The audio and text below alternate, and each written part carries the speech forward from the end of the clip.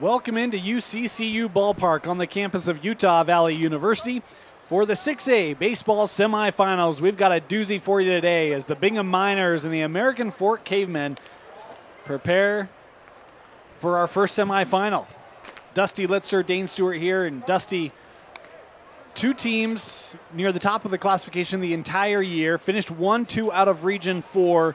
But Bingham AF, I mean, is there any better way to kick off the semifinals of this 6A state tournament? In a word, no.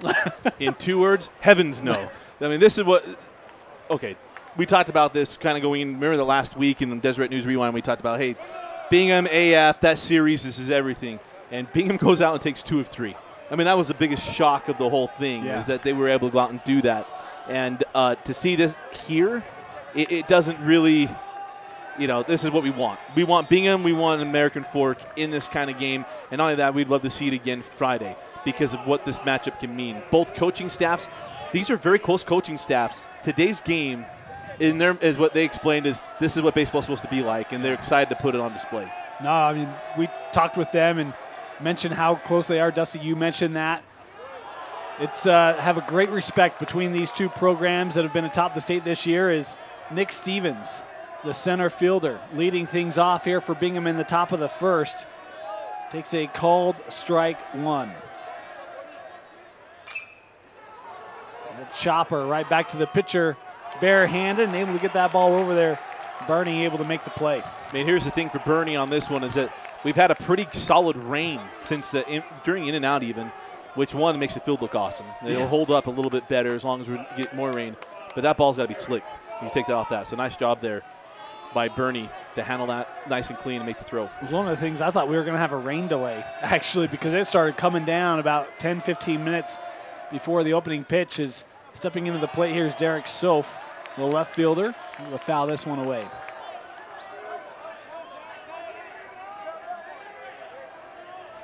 Mentioned the semifinal, and the loser of this will play a game this evening at 7 o'clock is when it's scheduled to be played against the Riverton Silver Wolves as Soph lays down the bunt. This one placed well and won't have a play. Fantastic placement on the bunt there by Soph as he's able to gain first. What a terrific job there by Soph. And these are two coaching staffs that play a game a certain way. And Coach Rasmussen at third base, longtime coach, he's going to be entering retirement soon. Congratulations to him on a great career. But Soph, so smart. Third baseman back behind the bag. If you got a good handle on it from the left side, you push it down the third baseline. You got an infield single. Great start here for Soph. Travis Johnson came up to make the play, the third baseman, but to your point you made just a moment ago, Dusty, that rain and the grass, a lot of moisture down there. Barehanded would have had to be a tough throw, and Johnson not able to get it over there. So now at the plate is Noah Wallach, and he hits into the double play. That'll end it. 1-6-3. And we head to the bottom of the first. No score here in the 6A semifinal.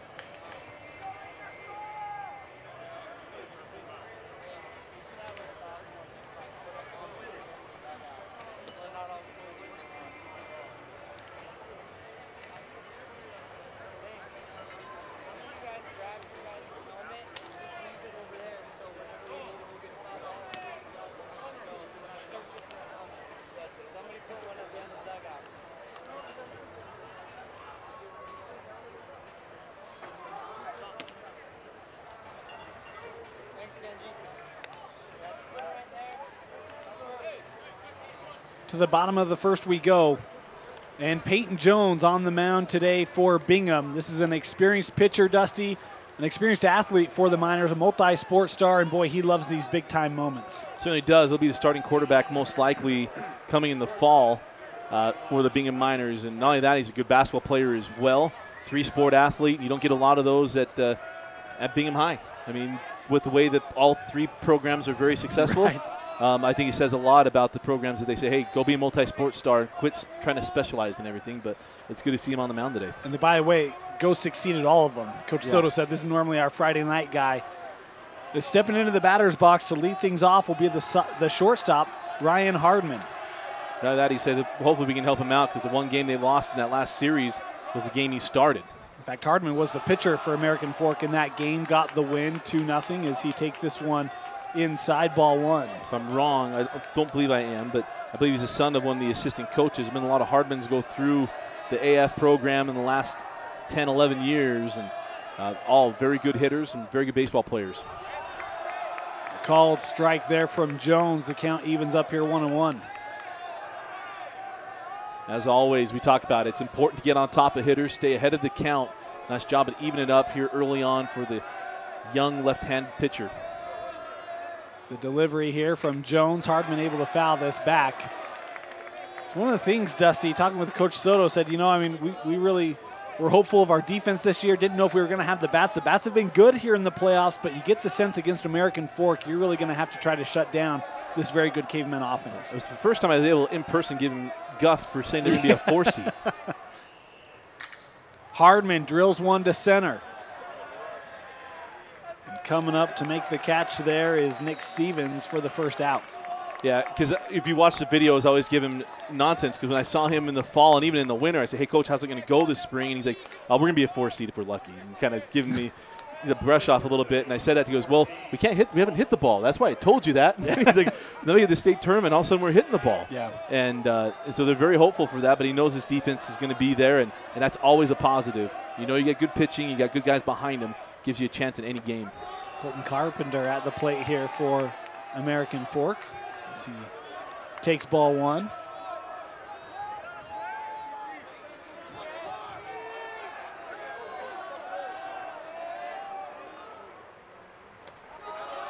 Thought about that one as it came inside 2-0 the count here.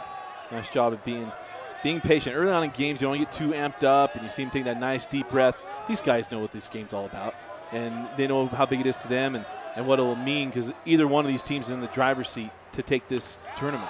Yeah, it's one of the real tough situations. We saw it in the 5A earlier today. The loser of this gets to turn right around in 30 minutes and play another game, and both of these coaching staffs don't want to be in that scenario, so take advantage of your opportunities, not press too much. It's going to be a big key today as Jones able to hit the outside portion of the plate there on 3-0. If Jones can get that call all day long, it'll be a good day for Peyton Jones. Yeah. 3-1 pitch, and there it is, same spot, huh? Nice pitch by Jones to come back and take the count full. Yeah, if he can live on that outside corner, he can get that. I come right back to it here. It doesn't matter. You've seen it twice.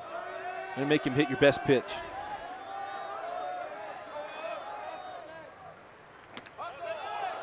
Boy.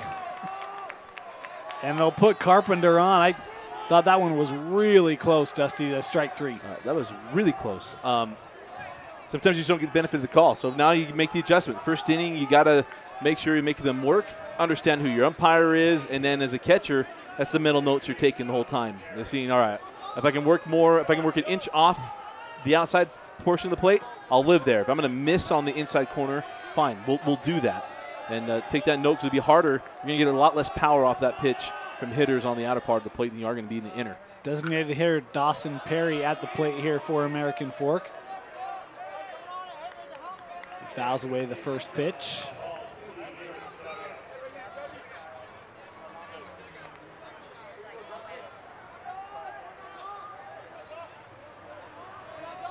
Double play ball in order. Peyton just needs to work down, see if he can get that ground ball. And right now for AF, you got that guy on. So you can do moving around. Playing deep in center, you got to play back with the short porches down each line.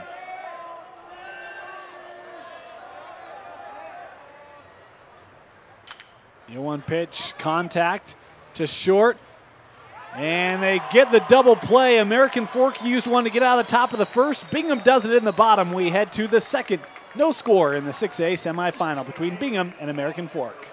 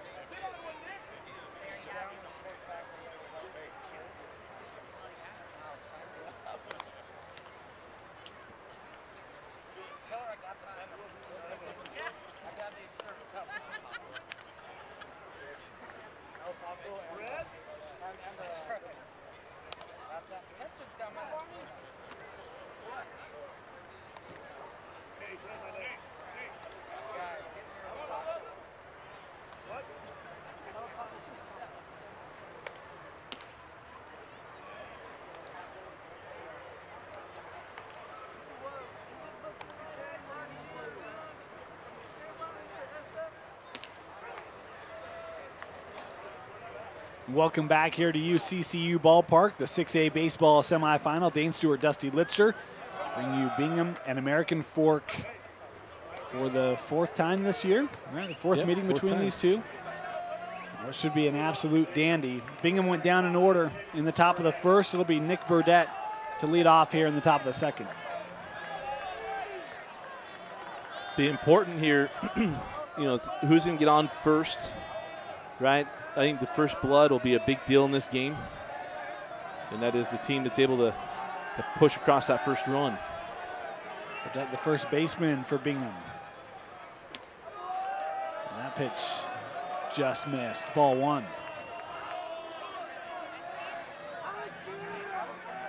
One of the great programs in this state for the last 30 years has been Bingham minor baseball, and Joey Sato, head coach, has done such a great job. As Burdett wears that one. But 4 championships in 30 years. Coach Rasmussen has an interesting way he says that. We've won 4 and lost 26. And yeah.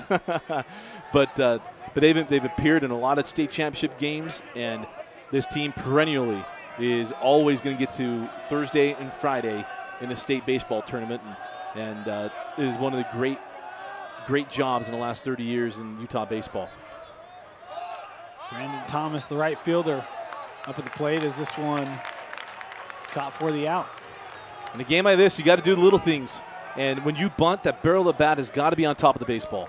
If your hands aren't above the ball when you bunt, you're not going to get it down. And that one, he just tried to push it instead of just trying to kill it, and pops it up, and luckily not doubling off the runner at first. So the bunting attempt does not work. Joey Dixon, the second baseman, steps up to the plate here for Bingham. 1 out. Still has Burdett on first. Is called strike 1 on Dixon.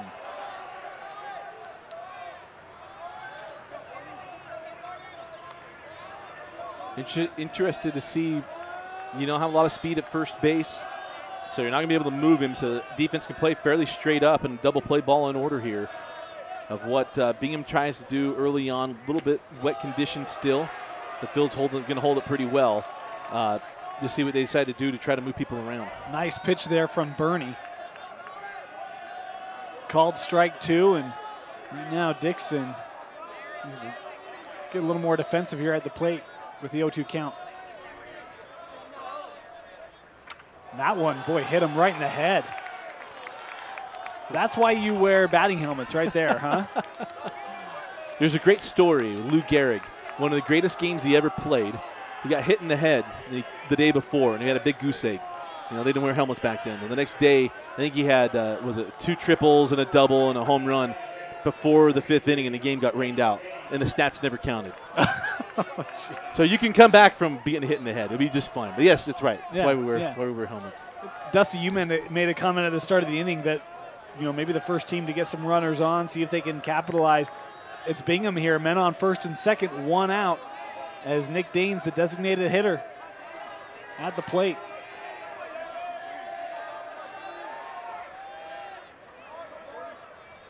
This pitch well outside from Bernie, 1-0.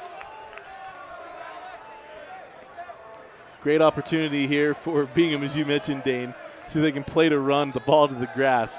1 out, you're going to be freezing on a line drive, make sure it's through. But if it's on the ground, you got to take off.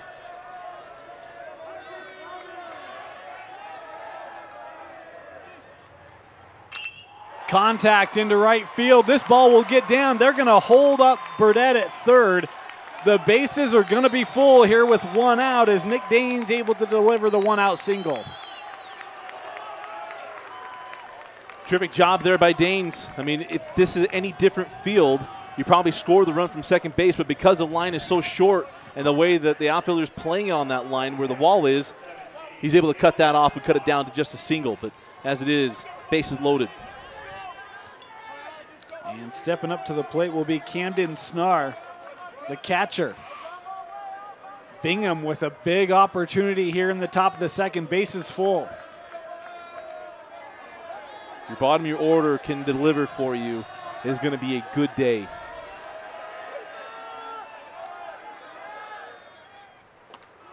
Snar will take ball 1 there from Bernie.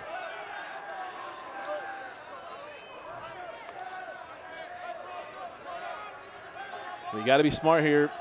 If you're American Fort, you want to give up anything too good to him. Again, 8-9-1. You've got to handle things in the bottom of the order. This ball popped up high. Caught there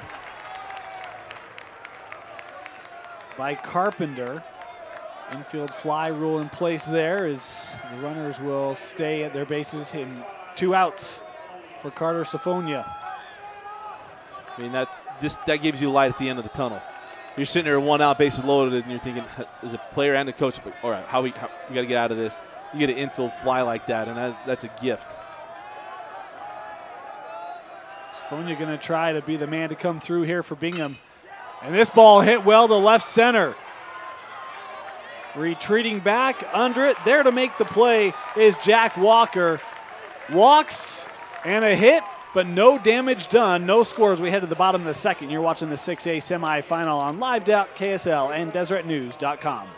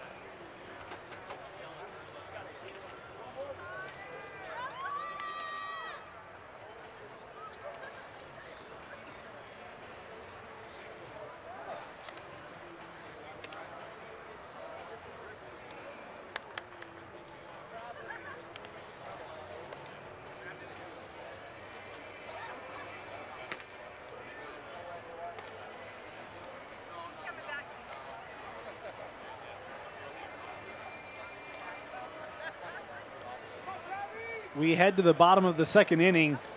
But, Dusty, how about the work of Alec Burney to get out of the top of the second, having the bases loaded with 1 out? That's one of those spots where you can either try to overpower everybody and try to get out of it, or you just calm yourself down, make some good pitches, and that's what he did. He got him to chase some pitches that maybe they couldn't handle. So you get a fly ball in the infield, gets out of that jam, or get you the 2 outs, and then go take care of business after that. And terrific job. But not panicking, hitting the panic button. None of that. Trying to overpower everybody coming up behind him, because if you start doing that, then you start getting into trouble. Yeah. It'll be Travis Johnson to lead off for American Fork here in the bottom of the second. This one sent to right. Played confidently out there by Thomas for the first out. Just an atom ball. I mean, it's a very good approach, terrific idea. And again, just with the configuration of the UCCU ballpark, your right fielder's standing right where normally you might have something drop in or even burn him. J.D. Gardner, the catcher, up at the plate here for American Fork with 1 out. This ball got away from Jones. I shouldn't say got away. It was handled just outside the zone.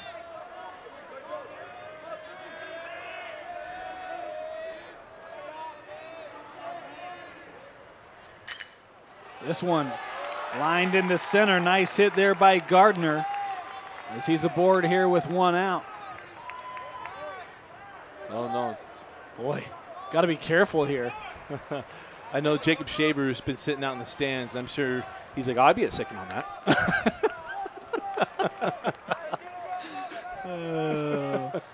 Because he's done that quite a bit there for Jordan. But, yeah, great piece of hitting there from J.D. Gardner. Yeah, sometimes I think you overthink the game of baseball so much, and we get situational because baseball is so situational. Yeah.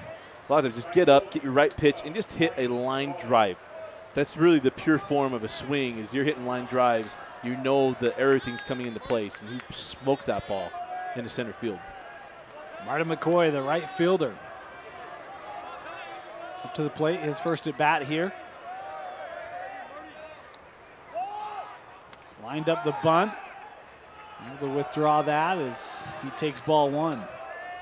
American Fork looking to move the runner. Nothing else, you just want to get the pitcher into position, you know, something that Alex Wolf and I talked about in the first game today. A lot of times you show that bunt, it's to see what you can do to get yourself into a fastball count.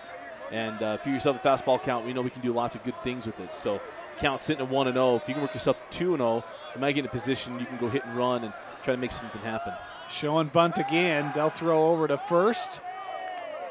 That time Gardner able to get back, but pretty good move there at the dish by Jones. I love seeing teams that aren't afraid of left-handed pitchers with their leadoffs. And you look at Gardner right now. He's got a very good lead. He's 3 in a settle step. That ball taken for strike 1. Yeah, like I said earlier, I didn't know if they were going to try to bunt it. Maybe they will. But at least showing it.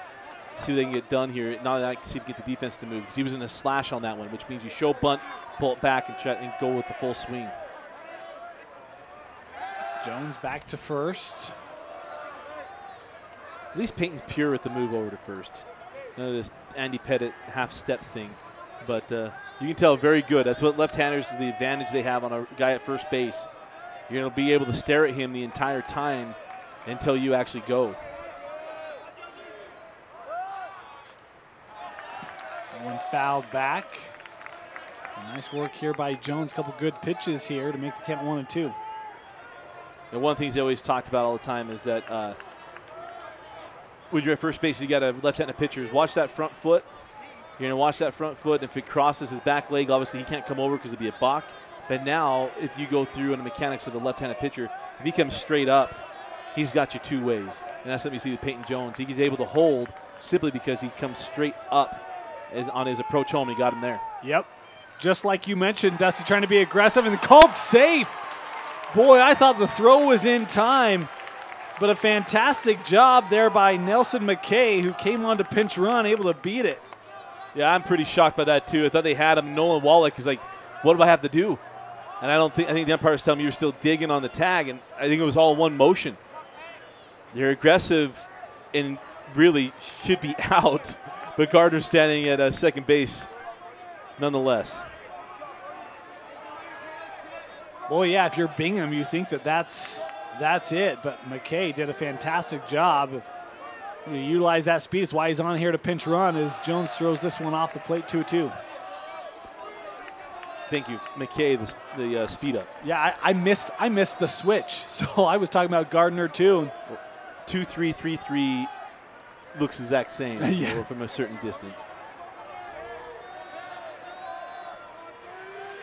So American Fork trying to manufacture something here. Runner in scoring position with 1 out.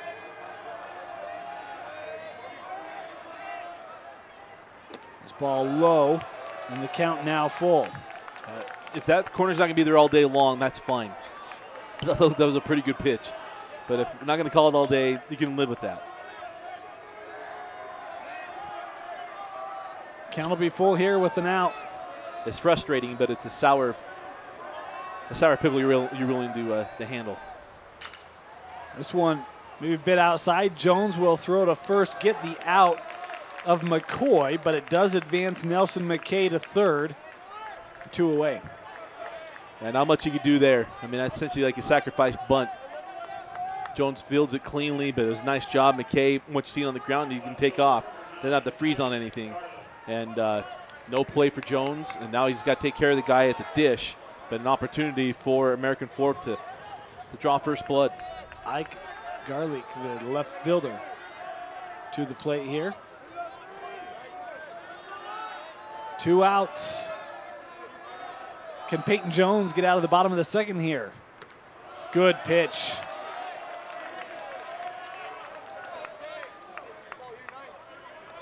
Nice job of getting on top. They were so important.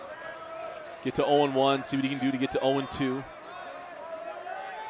Either try to work it through getting it by him or see if he can get a foul ball here.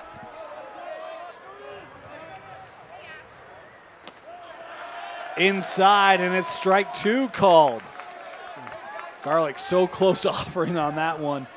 His hesitation cost him a strike. Yeah, it froze him a little bit. And now if I'm Snar, take that middle note. All right, if I'm not going to be able to get the fastball in that corner, I'll just start throwing the backdoor breaking ball. We'll get there. 0-2, you can burn a pitch. You've got plenty of things he can do here. Just don't bounce it and give up the run at third base. A pitch from Jones. And that one will be the first ball of the at-bat. Drawing some groans from Bingham faithful. I'm wondering what was different than the other one, just the fact that it bounced after. But again, you're willing to burn a pitch. It's not a problem.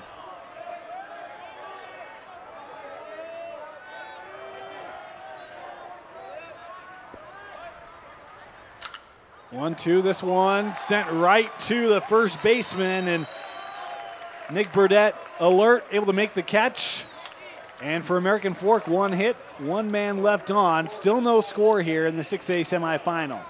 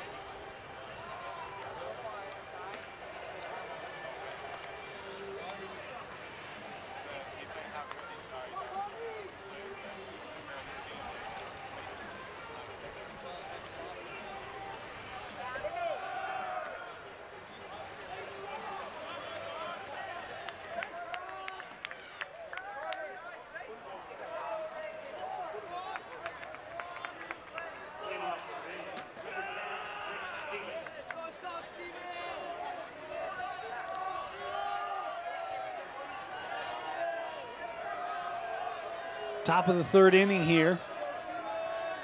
Bingham at the plate, Nick Stevens to lead off for Bingham. This ball sent to third, and a nice play made on the infield there by American Fork for the first out. Yeah, nicely done. I mean, took a candy hop right to Travis Johnson, handled it cleanly. Makes a nice strong throw as we're at the top of the order for Bingham. And I mean, didn't know really what's expecting this game, Dane. There was a lot of runs scored. Bingham did such a great job in that series at the end of the year. And so to see this low-scoring affair, I'm not overly surprised when you're throwing some of your better pitchers. But at the same time, interested to see who gets in the rhythm first offensively. Looked like Bingham had some rhythm going in the top of the second. 3 men left on as Derek Soph at the plate here. 1-1. Soph reached on the infield single on the bunt. And that draws Johnson onto the cut of the grass there. That pitch on the outside edge of the plate for a called strike.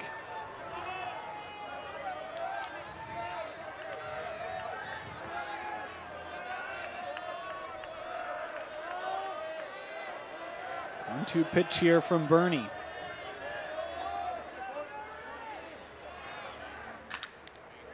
This one fouled away by Soph. He will stay alive.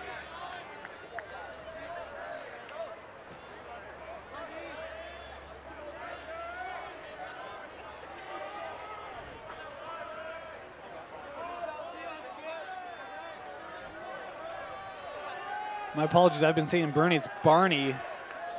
I the had a handwriting, little trouble too, I wasn't quite certain which way it was. I just realized they put the A a little close there, so yeah. I was second guessing myself, so I was hurrying, thought I would double check. Apologies there for missing that one. 2-2 pitch. Soph, nice hit into left field, and it's a one-out single here for Derek Soph. I kind of joked about it on Monday, but I love left-handers to get Wade Boggs singles. That's guys that just get up, they're willing to hit that ball to the left side of the infield and live on line drives between third and short. So another man aboard here for Bingham, this time in the top of the third. As Noah Wallach, the shortstop, coming up for his second at bat.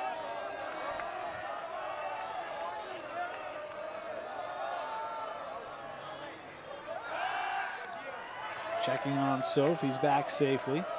Yeah, American Fork feeling like this is a hit and run situation for Bingham. And they're even playing, they're shading center. They're going to play him straight up and left, shading him to the right side in center field. Well, that looked like a pretty good pitch. Good ball. Yeah, I don't know if he thought it was up, or sometimes I like when coaches ask where it is so we can kind of get an indication from Mr. Umpire of what he thought. In fairness, difficult to see the plate there on our screen, so trying to do our best judgment as well of centering that. And I'm always one to kind of try to trust the umpire. That one hits the inside corner, strike two. Yeah, working with breaking balls, and that's why they're shading him to the right side. In fact, they're even playing second base a little more to the hole to the right. And sometimes that's just where they're going to pitch him, and also, again, expecting a hit and run. 1-1 pitch, Soph back in first base. And I like the inclination there, because right there, Soph, there's that little hesitation. Either his reaction was just off a bit, or he was thinking steal.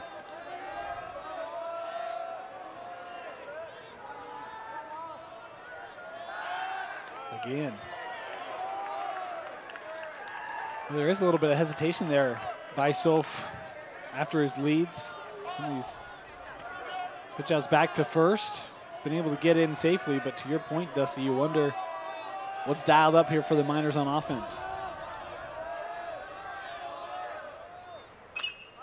This ball fouled away by Wallach. Well, now you got him 1-2 and gone with 3 straight breaking balls.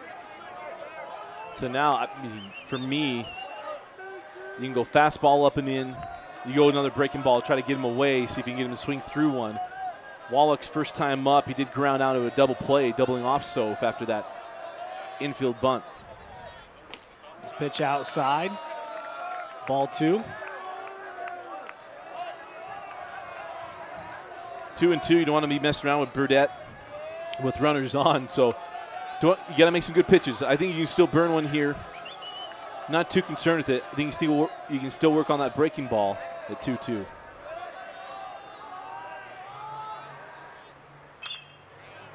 This one fouled away. That'll again go out of play.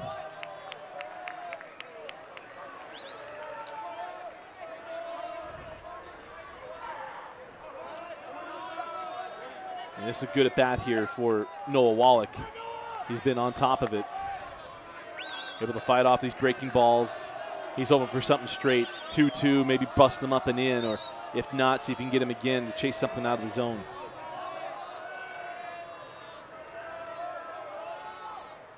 The offering from Barney, this one sent into left, and Dusty, you mentioned a little bit of a shift there on the infield and maybe takes Hardman out of positioning to make a play there. Yeah, you played him. I mean, obviously, shortstops would be shaded more towards second anyway because of the double play depth, but they still had moved him a little bit to the right and played the corner even, and that opened up that hole a bit. I don't know if Hardman got into that. He hit that really, really well. But yeah, they were shading pretty interestingly to a breaking ball or something to the right side. And that brings up the big fella and see if he can make something happen for Bingham. And Nick Burdett, the first baseman. And again, Bingham with multiple runners on here, 1 out. As Burdett will take on the first pitch, 0-1. Yeah, I don't want him swinging any curveballs. I'm Coach Rasmussen or Coach Sato. Hey, you're sitting dead red, man. Until you get 2 strikes on you and you're working into a count. I don't want him offering on a curveball unless it's hanging.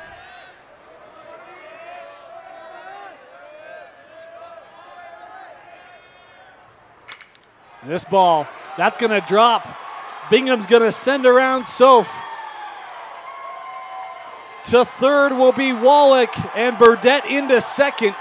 A 1-out double, and the Bingham Miners take a lead here top of the 3rd inning. Terrific job. He got that hanging breaking ball, able to put that into left field.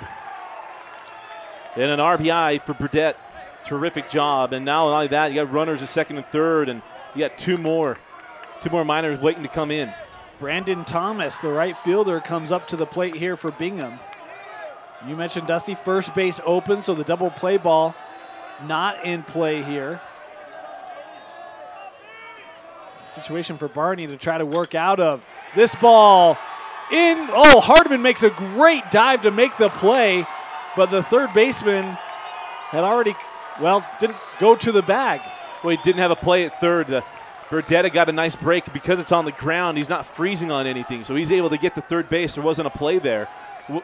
And Hardman wisely just eats the ball because if he goes to make that throw and say he skips it, now you're going to give up another run. You're going to have a guy standing at second base. I don't think you have a play at first. I thought maybe go to third, but to your point, there's no force, so you've got to make the tag on Burdett. And Dusty, after further examination and your counsel, good play there by Hardman.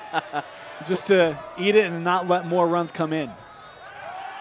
Well, I mean, truthfully, what it was is, again, it wasn't the hardest hit ground ball, so the fact that he's able to get to it, there's enough time there. Burdett was already to the bag. Wouldn't have mattered. He makes that throw.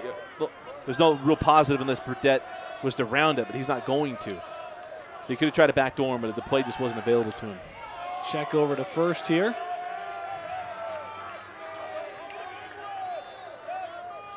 Runners at the corner, still 1 out here in the top of the 3rd.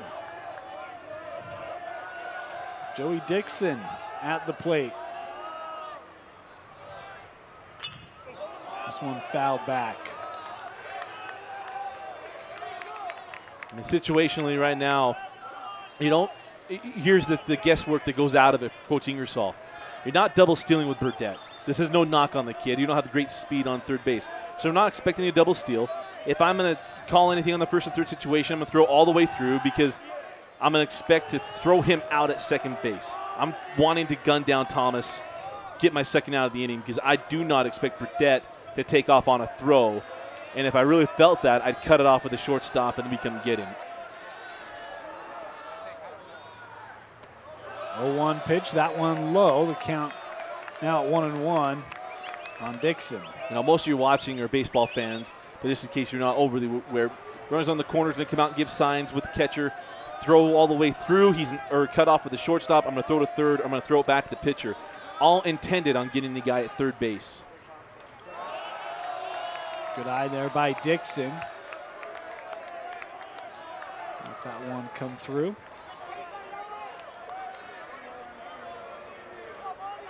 Ball and 2 strikes. You might go straight steal here to try to break up a double play. It's actually 2-1. They had the scoreboard wrong. I was waiting on that one to make sure. I miscalled that. Barney with the delivery. Runner goes, and it doesn't matter. They hit Dixon. Is that the second time he's gotten hit? That is the second time. Boy, and he had a little bit of frustration, and I understand the first one was the one in the helmet, if I recall, and that one right up on the shoulder. He's got to be tired of seeing some of the high stuff come at him. I mean, that's just one that just gets away from Barney. And always not going to plunk him and load the bases, so he can be frustrated thinking, oh my gosh, again. But obviously it's not on purpose. But what it is also, Coach Ingersoll's got to be frustrated because you had the straight steal. You're throwing a fastball. The fastball just gets away from him. And now bases loaded and only one out. The positive. You got out any bag, obviously, but the double play ball is still there. Nick Daines, the designated hitter, will be up to the plate, Dusty. And Bingham, they loaded the bases in the second. Didn't bring around any runs. This is the first time they've been loaded here, but they have already brought in 2.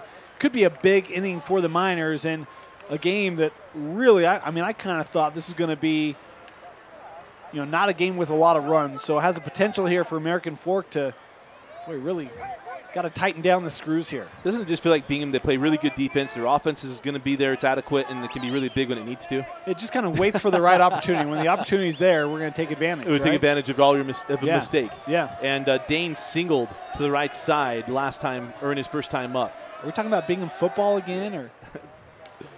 It's all the same. Called strike 1 in the outside corner there. Nice pitch from Barney. And good skilled big men like we see in Burdette. I mean, that's football, basketball, and now baseball.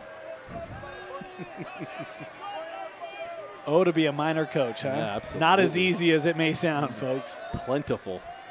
0-1 pitch. Good pitch there from Barney off speed, able to catch Daines out in front. Coach Rasmussen telling him, hey, look, you got anywhere to go here. You got to just even up your swing. Now you got to shorten up and just try to make something happen here. And I go right back to maybe a backdoor breaking ball or a fastball down and away. 0-2 pitch from Barney. Trying to get out of a jam. This one rises, and Daines able to lay off of it. And that one's just mislocated.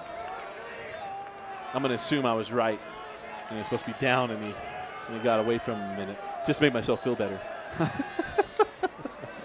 But maybe once again, I go right back to the dark one. This one fouled back, out of play.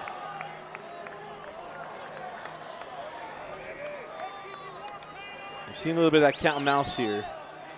Sped him up. Got him to be a little early on the breaking ball there. You can come up on the hands and see if you can get one past him. Or again, you work him away, maybe rise it, come up a little bit.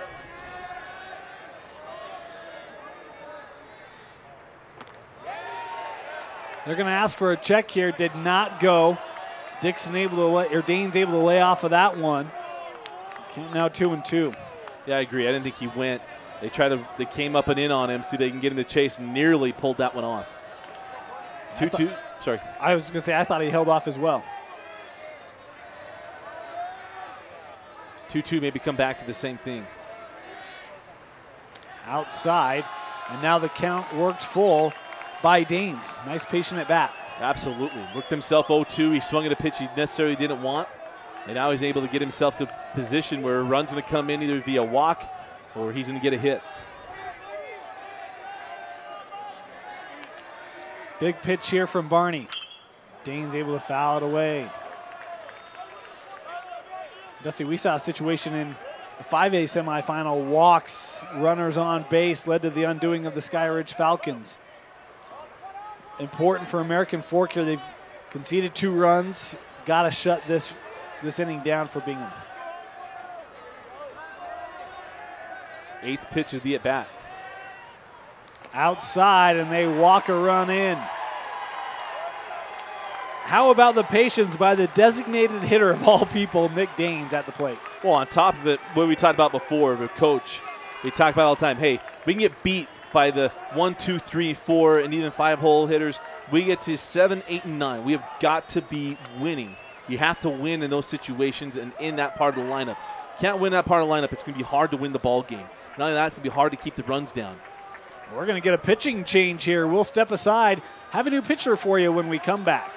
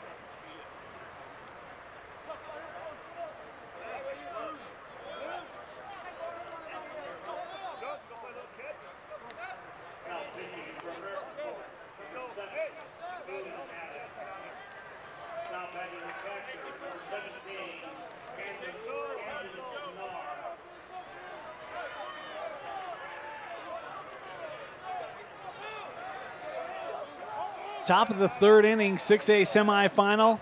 Bingham holding a 3-0 lead.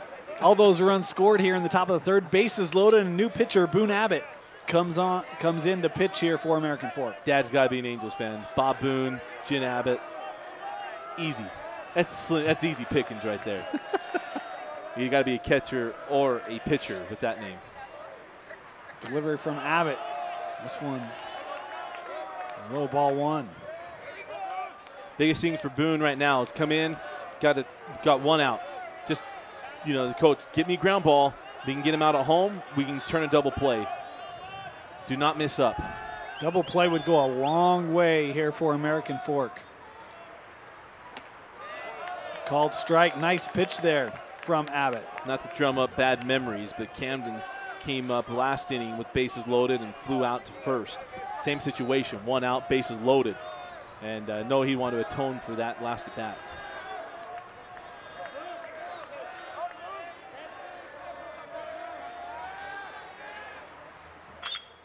Instead, well, he will, Dusty, right up the middle. That'll bring around 2 runs. The throw is going to be late. They won't have a play at the plate. It is 5-0 Bingham on the 2 RBI single from Camden Snarr. Terrific job by Camden. You take the last at bat, put it to bed. It's a new opportunity. And with the infield drawn in, I mean, it opens up the whole infield, but it wouldn't have mattered. He smoked that ball in the center field and able to drive in 2 runs. And the other thing that this really does is if you're Peyton Jones right now, the pitcher for Bingham, you're feeling pretty good having a 5-run lead. If we'd ask him, how do you feel? Pretty good. He's sitting easy. He's sitting on easy street right now with a nice cushion. Say that with the terrific lineup from American Fork that he still has to deal with. Sure. But having a 5-run lead it's a nice benefit. Oh, absolutely. 1 out, and Bingham still with the opportunity to do some additional damage. As runner going to take off, they brought Tyler Kemp on to run. He's able to take second easily, take out that double play. Nothing more frustrating. I mean, it's frustrating to give up walks. It's even more frustrating. We got a double play ball still sitting there for us, and we're giving it up because we're bouncing pitches. Carter Safonia, the batter for Bingham. First base open. Hit to the outfield, and it's 7-0 Miners. So Safonia swings through that one. Yeah, get it out of your system early. Right. Get your hacks in, strikes 1 and 2, and then need you to shorten up and just see what you can do to deposit something in the outfield to score 2 more runs.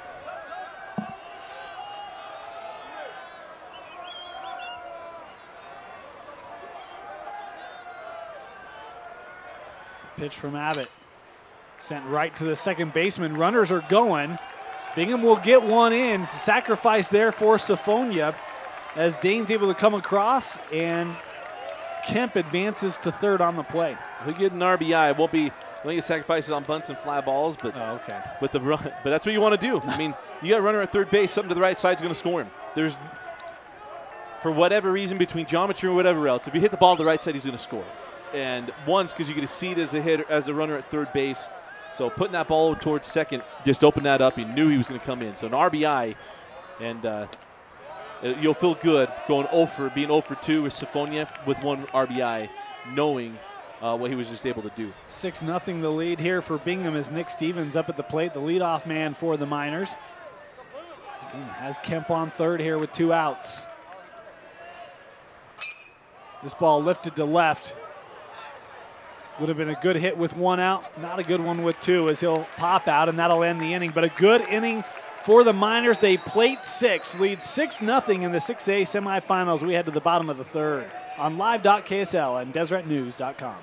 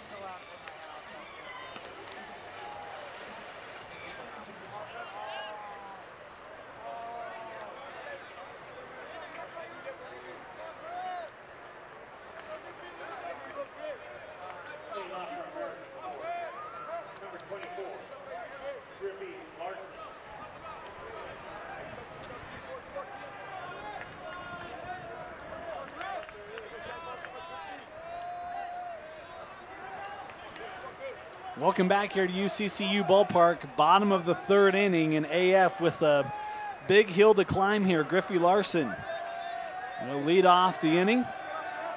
Bingham a fantastic top of the third. Jones, the delivery's low, and it's ball one. Any idea who his dad's favorite baseball player is? I'm going to say Ken Griffey Sr.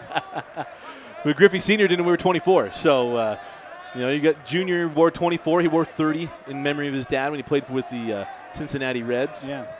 We don't cheer for things, but I'm kind of hoping for a home run here just so we can see if the swing is the same, right? He's got the uppercut, and he finishes with his right hand. I'm all about it, right? Absolutely. And even, let's see, Griffey plays second base, so if he played center field, he'd be a little more true to it. Right. Surprised his dad didn't tie his right hand behind his back, so he had a bat left-handed. Pitch, good one there from Jones. Strike one, 2-1 the count. The biggest thing for American Fork, coaching staff said, hey, look, we've got 4 innings to go. How do you eat an elephant? One bite at a time. We just got to focus up at the plate, get guys on. We've got to take this one swing at a time. Well, it's so much easier said than done, but you're right. We've seen that in other games this year. Dusty, you fall down, multiple runs, and you try to get everything back. Typically, it doesn't work out very well. No, because there's not a 5-run home run out there or a 6-run home run out there. No matter how you do the math, it just doesn't exist. Especially if nobody's on the bags. This one fouled away by Larson. These are all the conversations we had at Help American Legion Baseball all the time. Let me know when they created a 6-run home run with nobody on base. Let me know.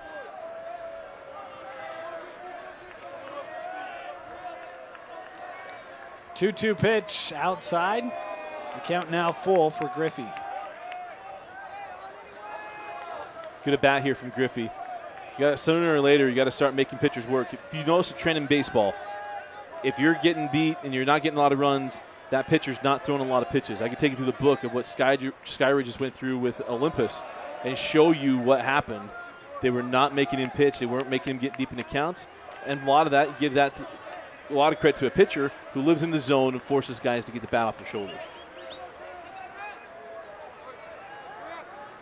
A time to swing and a time to just not. And for American Fork, it's a time to be patient, but certainly swing as this ball taken by Larson. He earns the walk. I had a great talk with Coach Fife before the first game today, the coach of Jordan. And we were talking about, hey, Coach, getting your guys down to 2 strikes. What your mentality was. Look, he's like, we're going to be patient. We've got to be aggressive. I know that's counterintuitive, but that's what we always talk about. I have always believed that. I always told the guy, look, if you're going to go ahead and hack at the first pitch, you better get your pitch and better be the one you're going to take out of the ballpark or get something powerful off of. Other than that, the same pitch you saw on pitch 1, if you work him, you'll see on pitch 3 or pitch 4. It always will come back. So if you can just get him and be patient, make him work, it's a game of attrition. So by innings 4, 5, and 6, we've worked him enough. We know where he is. We've got a good read on him. He's not going to get up there and fool us. Moment there for Bingham to come out and just check with Jones, and the first sign from the bench coach, the hands just kind of came down like, calm down, right? I mean, it's okay. See how Jones responds here after giving up the leadoff walk as Jack Walker steps up to the plate here for American Forks. Because Peyton knows you cannot let 7, 8, and 9 beat you. 7, 8, and 9 got to be areas that they got to be over. Maybe 1 for 9. This ball just beyond the infield. Taken care of. Is coming over to make the play there was Dixon.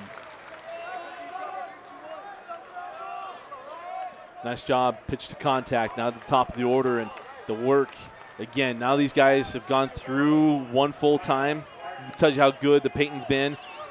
Went in order in the first, 4 in the second, 4 bat appearances, and now getting to number 3. So now you can go through the order once, and American Fork hitters are going to come up a little bit more aggressive. And only 1 hit for American Fork in this game so far. Hardman at the plate.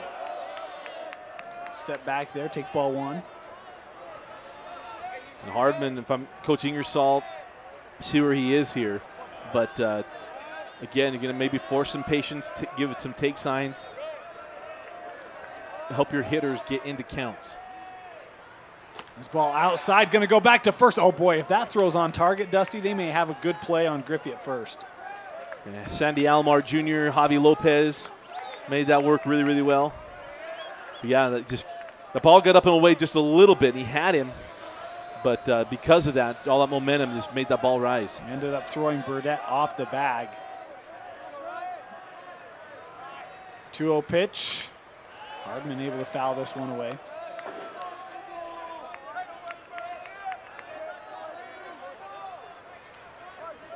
It's interesting to watch what happens at first base between each guy, and you usually get those guys that have just such good feel for baseball with a left-handed pitcher on.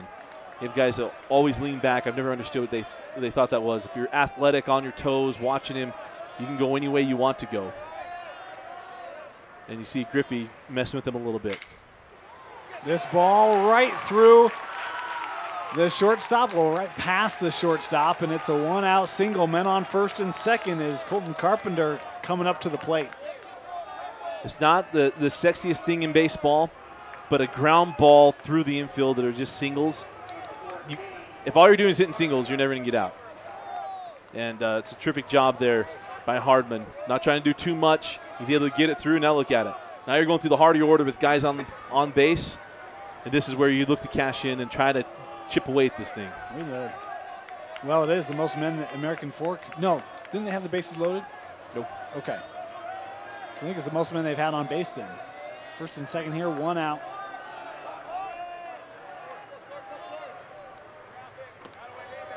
That one just laid on the break, didn't come across the plate.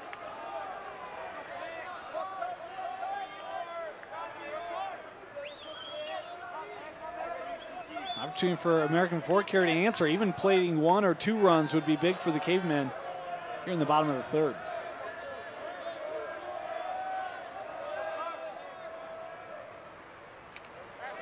That pitch outside. Ball 2. Nice job being patient. You see just all those things that will come work out for you.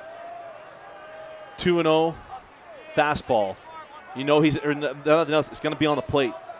You be patient. You now can select your pitch and say it's got to be in this spot, in this zone, and this is where I'm going to go after. If it's not there, I'm going to live with it and see if I can get myself to 3-1. So now he can sit dead red and look and take a big rip on something.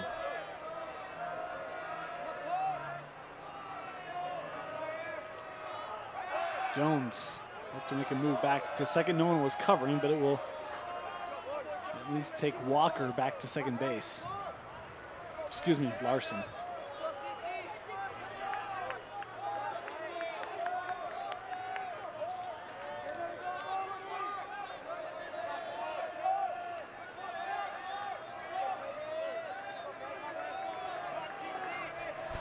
Two-0 pitch from Peyton Jones. Yeah, got a balk. Does his foot come off the plate there, Dusty? No, when you're going to come set, there's no other movements. So once he comes here, there's no shoulder shimmies. There's none of this stuff. Once you come set, that next move has got to be toward the plate. If you make a movement, you better finish it and come toward home. And when he came set, he gave just a little bit of a shimmy kind of thing, and there's the balk. And he didn't even argue it. That's the other part. He still stood there, but he knew it. And then, you know, Coach Sato, if he didn't like it, he'd be coming out talking to an umpire right now. Right.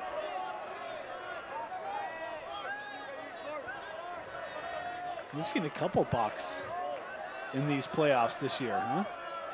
That's our second one today. Common. Yeah. All right, so 2-0 pitch now, first base open, and that ends up hitting Carpenter.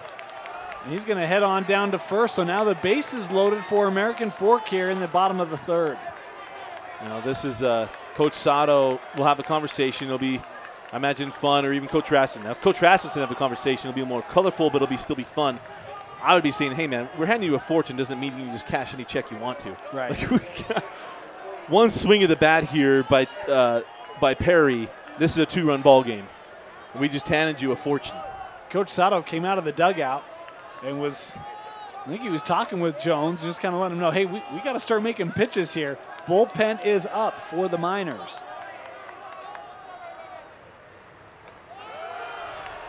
And a ball 1. Man, Perry's much more patient than me. I saw that come out of his hand. I was like, oh, boy, that's tasty.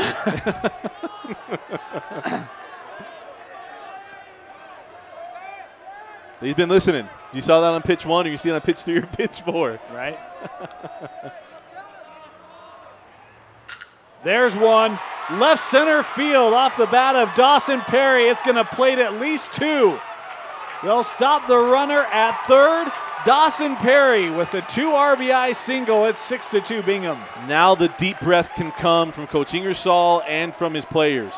They all tend to do it before they come to the plate. They put their foot in the box, they take a deep breath. Comes a little easier to exhale. Like, finally, someone busted through for us, and now, in my opinion, it permeates through this lineup of very, very good baseball players. I think it's going to be interesting is how long is the leash here for Jones on the mound for Bingham. We mentioned there is action. Warming up a pitcher. Can't quite tell who it is. Don't want to mislead you as we'll have a pinch runner here. Connor Berkeley going to come on to run for American Fork. You get your speed up man coming on for probably going to first base. So now not only that, Coach Ingersoll, kind of we talked about on Monday, what we saw with Skyridge versus Cottonwood, he's got a feeling. He's like, all right, we're going to do this. I got a guy on first base. I got runners on the corners and 1 out. I got some speed out there. We can start doing some things here. I'll tell you what, as Perry came off from first, there was a lot of energy coming out of that dugout to greet him, welcome him. That is a life-infusing play, life-infusing hit there by Dawson Perry. 1 out, and pitch out to first. Yeah, he just wanted to check him, and he saw what he saw. I mean, that was a steal more than likely. In my mind, was on. He takes that first little jab step to the right because that's what he was thinking. I don't think he was trying to draw anything from Peyton. In fact, it tells you how good Peyton Jones is. That was a pitch, and it had Buckley almost sliding back into first. It's because left-handed pitchers can balk and throw to first base. That's exactly what that is. No, it's because Peyton Jones does such a good job. Right. His movement his leg kick is straight up in the air, which is going to hold a runner every time.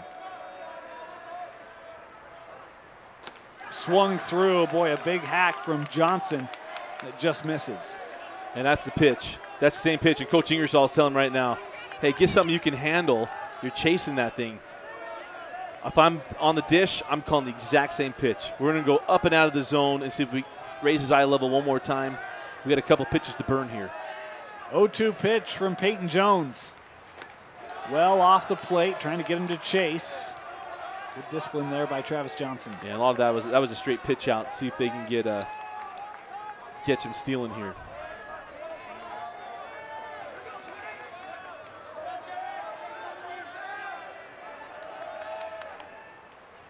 Swung through, got him swinging. A big response from Peyton Jones, able to strike out Travis Johnson for the second out. Yeah, and you can notice when the guy's swing is long and he's trying to make this a one-run ball game, we're going to work him on the outer half of the plate and take all of that away. That means that swing is not going to be nearly as fast to the ball. He's longer, so we're going to make it even longer by getting to the outside. If he gets a hold of one, it's not going to be near as much powerful. We can handle that. Terrific job on the battery for Bingham. J.D. Gardner at the plate here for American Fork. Swings at the first pitch, strike 1. Gardner singled his first time up in the second inning. If he can single again, make this a 3-run ball game, cut the Sing in half, and they're bottom of the third.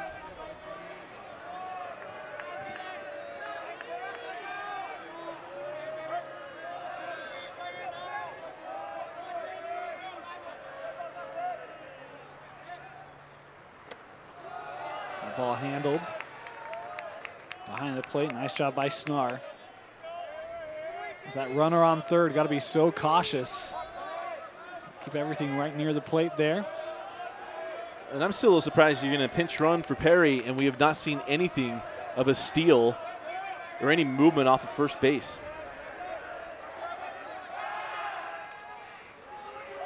Jones checking on him here.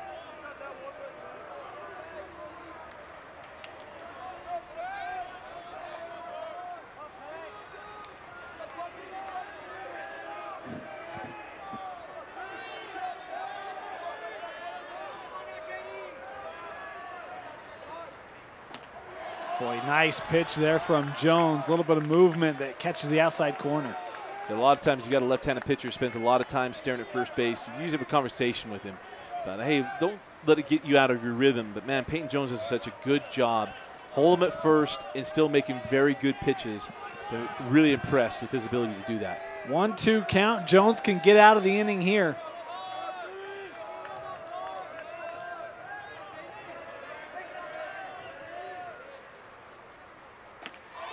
Runner goes there, a little bit late. Oh boy, look at that great pitch back to Jones, and they got him at third. Maybe not the way they drew it up, but effective nonetheless. Cavemen score two. One man left on, one man throw out. We head to the top of the fourth, 6-2 Bingham.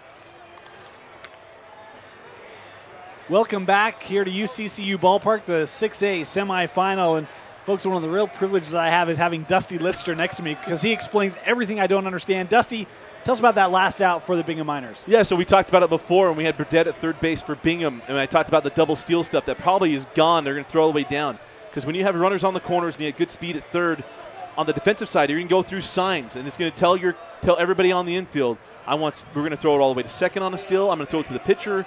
I'm going to have the shortstop cut it off, or I'm going to gun it down to third. The whole intention is to get the guy at third base on a double steal, exactly what they did there. The call was to throw it back to the pitcher, so he comes up and fires it back to the pitcher. The hope is exactly what they got. The guy at third falls asleep, and we're able to get him out. Executed extremely well. I thought it was all just based on the feel of the game, but these conniving Miners do it again.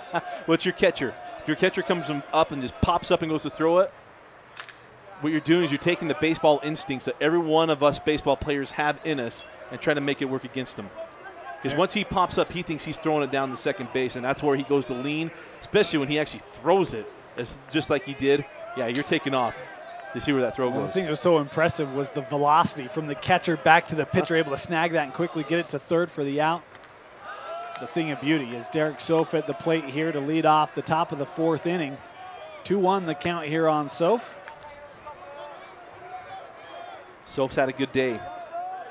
Bunt single in the first, slapped it into left field his last time up. In fact, they're playing him toward the line in left field. Able to foul that one back. Soph able to stay alive here.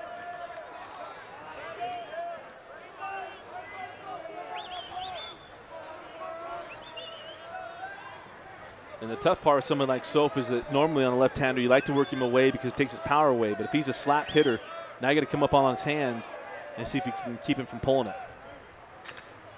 This ball hit back to the pitcher and ruled. Yeah, we had a dead ball. Yep. Abbott gave an immediate look to the umpire.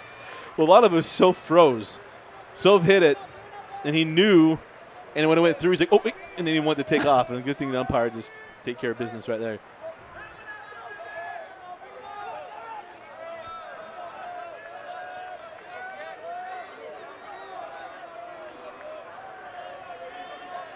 Two-two pitch here from Abbott. Called strike three on the inside part, and Soph goes down. You learn so much more about a pitcher of who they are when they get out of those innings and they come in when they're in a jam. And we saw Abbott actually handle it fairly well. Gave up 2 more runs. But now here's his own inning, And you saw right there, that was a terrific approach toward Soph. Got him into the count, came right back, jelly-legged him. When you get the quiet chuckle from Dusty, you know it was solid. Noah Wallach at the plate for Bingham, and this one high. Important here in the top of the fourth for American Fork to get out of this without conceding any runs. Trailing here 6-2. Obviously a lot of work to do on the offensive end, but got to start here on the defensive side. Yeah, start throwing up some goose eggs. Pitch. The ball. So that really good bat. You come back here and just needing that consistency out of him. Wallach singled his last time up.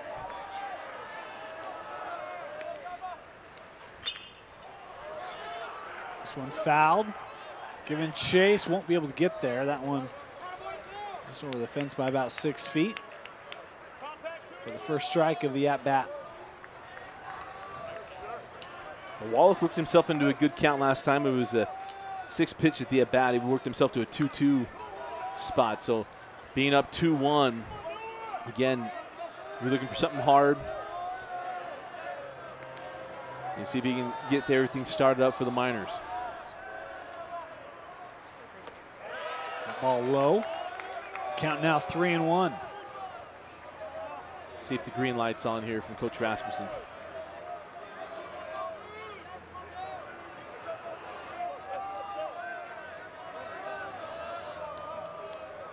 Burdette on deck for the Miners. This one chopped into left, and Wallach does his job to get aboard here with one out. Green light was on, 3-1, and a lot of times you give a green light, you're thinking, hey, I want something to the wall if you're going to get the bat off your shoulder. But biggest thing to me is just get it started again. And nice handling there by Noah Wallach. And now you get guys on base with guys who came up and drove in runs. I was going to say they delivered in their last inning, last at-bats. Mentioned Burdette at the plate here.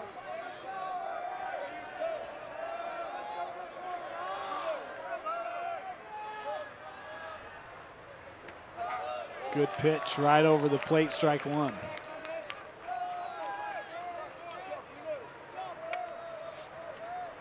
Always important to get on top. It was the RBI single, the busting through by Nick Burdette his last time up, driving in the first 2 runs of the ball game. Check on Wallach over at first. Burdette, if I recall, Dusty, he's had a patient approach at the plate so far. Is that accurate, or am I thinking someone else? Oh, he walked his first time up, yeah, okay. And then it was an 0-1 pitch that he lined into left center field. But even that 0-1, I think he took the first pitch, if I recall. Well, he can't 0-1. Well, yeah, I guess he did take it. Yeah. I remember thinking the designated hitter wasn't going to be too aggressive, wait for something that he wanted as he fouls this one away. Count moves to 1-2. Now you got to shorten up the approach here if you're Burdette. You know, don't worry so much about the left field berm out there. See if you can get one to the young fans sitting at the top of the hill. Now it's just shorten it up, see if you can find some outfield grass, and we can move a guy from first to third on something to the right side.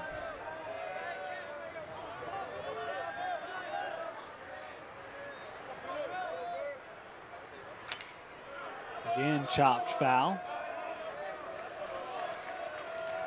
Stay alive here.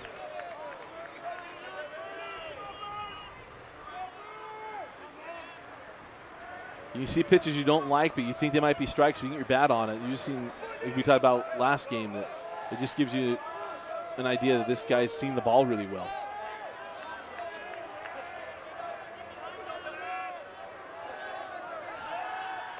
Again, back over to first. Wallach in safely.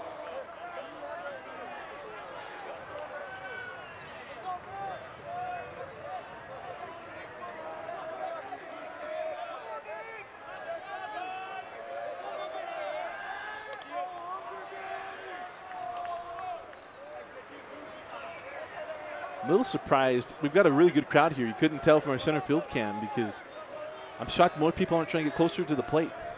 There's a lot of people over atop the grass.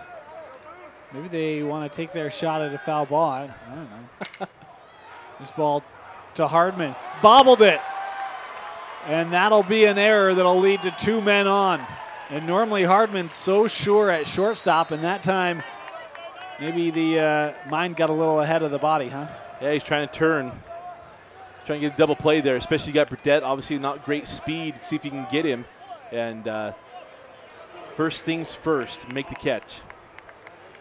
Got to field the ball before you can do anything else. And that's a tough one on Hardman. But double play ball still in order. Still got a chance to get one. Burdette at first base. Thomas, the right fielder. Up to the plate here for Bingham. Ball 1. The tough thing here is a hit to the outfield, and you've got an opportunity to score Wallach. And all that work you did in the bottom of the third to get on the board, nullified.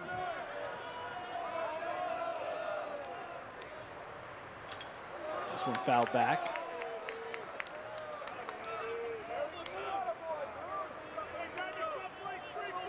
You know, the other thing, I mean, I know we're just in the top of the fourth. A lot of baseball still to be played here in our first semifinal of the day, but the loser's going to have a second semifinal of the day. And so at what point do you go to that bullpen? At what point do you try to ride it out and let your pitchers work out of tough situations? Yeah, the biggest thing is you need. This ball hit to left. Good read there out at left, and a good throw back to the infield. Is Garlick able to make the play back into Hardman? That'll keep the runner stationary at first and second. Nice job by Garlick. Right now the sun's sitting just right over the top of the, we have these little pillars over the top here. So it's sometimes I get with your guys in left field here at UCCU ballpark. So nice job of handling that one. An important second out, as American Fork can get out of this situation without conceding any runs. If they can get this out here, it's Dixon at the plate for the Miners. Right now 2 outs. It's the only out you're worried about. It's the guy at the plate. Not worrying about anybody else and all the other stuff you normally have to think about. You have the luxury of any bag here.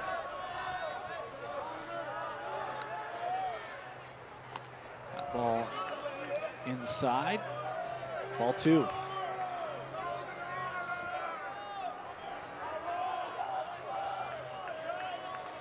Two and all. You got to work yourself back into account here. You want to let things get away, and all of a sudden you're loading bases back up and conceding back the 2 runs you just gained.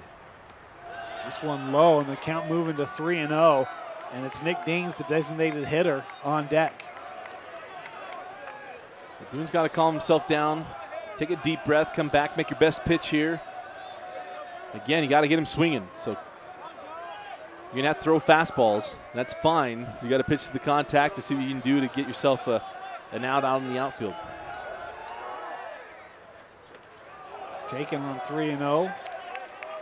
Nice pitch there by Abbott over the plate, called strike. I come right back to the same thing. I got a lot of space. I got 300 feet down the line. I got some other room somewhere else. We just need an out. Not worried about anything else. So we can get him swinging.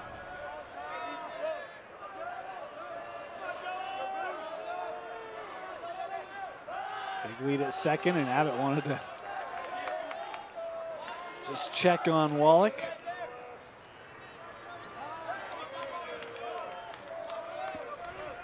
He either wanted to look or he just didn't like, he wasn't feeling comfortable. He wasn't feeling like he was going to make his best pitch.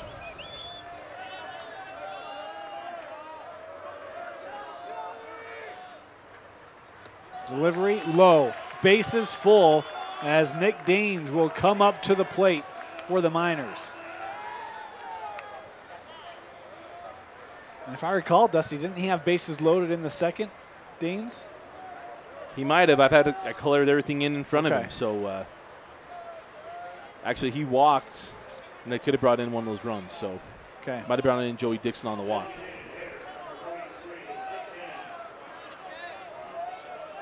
Two outs. An opportunity for Bingham to absolutely blow this game wide open.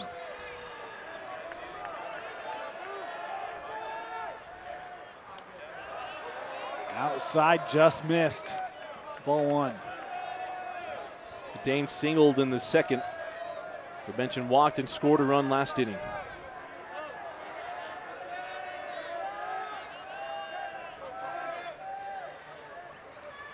Inside, and it's 2-0. And right now, Abbott having some difficulty with that consistent location. Now he's got to dig deep here, keep things together. If I'm Danes, looking to flip something. 3-0 the count. And we're going to get a visit to the mound here for American Fork. Somewhere Coach Ingersoll is wondering, does Joey Sato or Coach Rasmussen, do they have kryptonite to sit in the back pockets or something? Because American Fork has run through nearly everybody they played. I mean, they had a 5-4 win over Riverton, but the Bingham Miners. You know, the interesting thing, Dusty, I've seen American Fork a couple times this year, and their pitchers are usually mowing down batters left and right. I mean, it's hard to make contact on their pitches. And then, I mean, the Bingham series, it's what, I'll be honest, surprised me. I thought American Fork was going to win that series, and the Miners get 2 of 3, and here today in the semifinal, same thing. It's like all of a sudden, to your point, the pitchers, Bingham has had their number for whatever reason. And you know what? Sometimes there's just those matchups and there's just those teams, for whatever reason, it's hard to handle them. It just doesn't make any sense, especially in a baseball format where you're not having to deal with the same guy all the time. Yeah. 3-0 pitch. Nice response there after the visit from Abbott, able to throw the strike 3-1. And I'm sure they came out and told him, hey, look, we can't give up. We'll give up runs on hits. We cannot give up runs on walks. So what we got to do, it's 2 outs, make 1 pitch, and let's see if we can get out of this. It's that point, right? Pitch to contact, you got to make them swing. Just can't keep putting men on here. That one got away. Wouldn't have mattered. It's ball 4, but tell you what, Burdette was on his horse, wanted to at least make American Fork think. He was saying, I heard that guy upstairs is saying there's not much speed. I'll show him. Hey, I've lived that life for a long time, but yeah, that's a frustrating thing for American Fork to not get. I mean, you're sitting at 2 outs, you've done what you need to do, and now you just can't seem to find your way out of this inning. Camden Snar to the plate here for Bingham with 2 outs. 7 runs for Bingham, 8 hits. It's one thing to own a carousel. It's another one to make sure that it's self-funded. And that's what walks are with bases loaded. This ball sent high. Will they be able to make a play? No, it's going to go. Oh, no, he didn't. Boy, I thought he did at first. I thought that was going to be over our net here, but that ended up going in the Bingham dugout.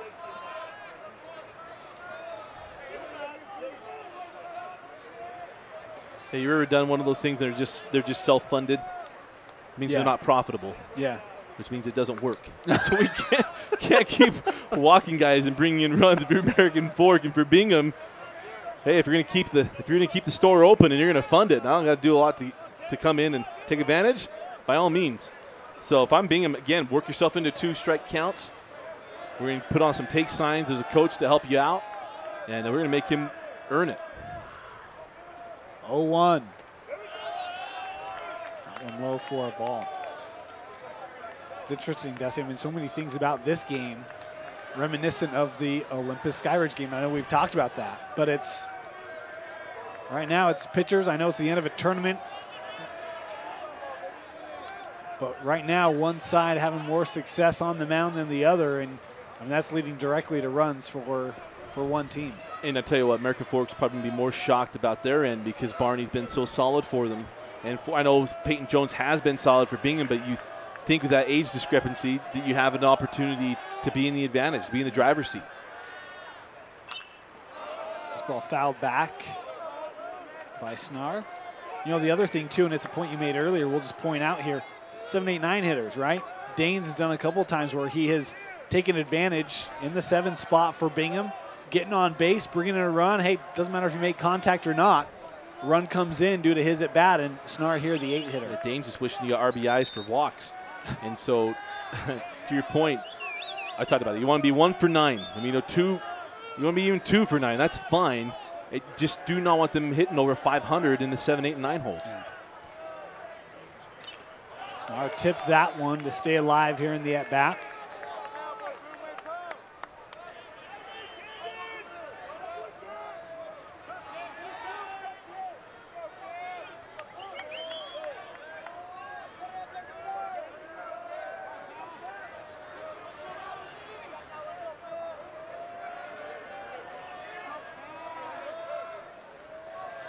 And right now, 7, 8, and 9, they are 2 for 5. With how many walks?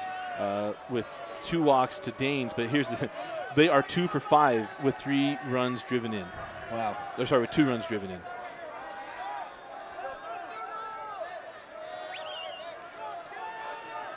One-two pitch to Snar. This ball driven to the gap in left center. They were playing to right center, and Snar makes them pay. 3 men are going to come around, and Snar will hold up at second. Damage done. Camden Snar comes through for the Miners. Make that 3 for 6 with 5 runs driven in, and that's the 4th RBI of the afternoon for Camden Snar. The catcher getting things done. 10-2. The lead for Bingham. Boy, and what a hit by Snar, Dusty. They were playing center to the right, and he's able to find the gap and bring 3 in. Big time hit. And that's now 10 runs on 9 hits for Bingham. It's Carter Siphonia at the plate here. That one got away into the dugout, and hey, they brought on Kemp to pinch run, and he's going to come around. It's 11-2 Bingham. The still line from one of our favorite films, Dane. I feel shocked. Not the result that we expected in this one, and I mean, the game not done. Certainly time for American Fork to come back, but wow. Yeah, this is feeling and looking a lot like the Jordan Skyridge game 1 of this morning, and done a different way, but nonetheless, notwithstanding, a 9-run advantage in the 5th inning. Well, the thing that's going to be interesting, we'll have time to talk about this, is a 1-0 pitch here. Dusty, I mean, for the mindset, American Fork, here's a team that has been in the top 5 all year long. We had them at number 1 for a long duration this year. They come into this tournament. They've had a lot of success. They come to Bingham. It's 11-2 in the top of the 4th. I mean, you lose this game pretty one-sidedly. What does that do for the psyche for the game that has to be played here in just an hour and a half? Well, if we learned anything from this morning, it makes it very difficult. Yeah. Because one thing is that Riverton was put there, and what we talked about before, they're put there by American Fork. And I always talked about, like, kind of hammered home was what about Olympus? They'd already accepted this is where they were. You know, we had to fight. They accepted it's where they were. They had to fight to get themselves to Wednesday, to earn their right to get to Friday, where American Fork will have 30 minutes to digest the fact that their dream season is on the line. And not only that, now you have to win 3 games to get the ultimate prize. This ball sent high by Siphonia, and that'll be the 3rd out. But the Bingham Miners plate 5 more. It's 11-2 Bingham as we head to the bottom of the 4th in the 6A semifinal, live on live.ksl and deseretnews.com.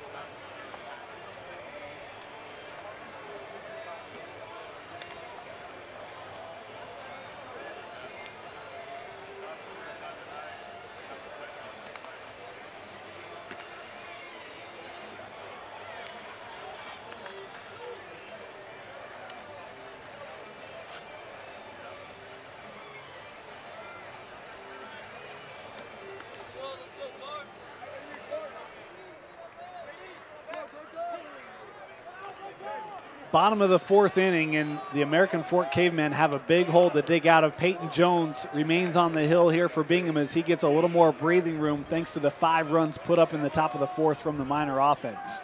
You know, right now, your American Fork dugout, you remind your guys, hey, if Bingham can play 6 runs in one inning and 5 in another, we can too.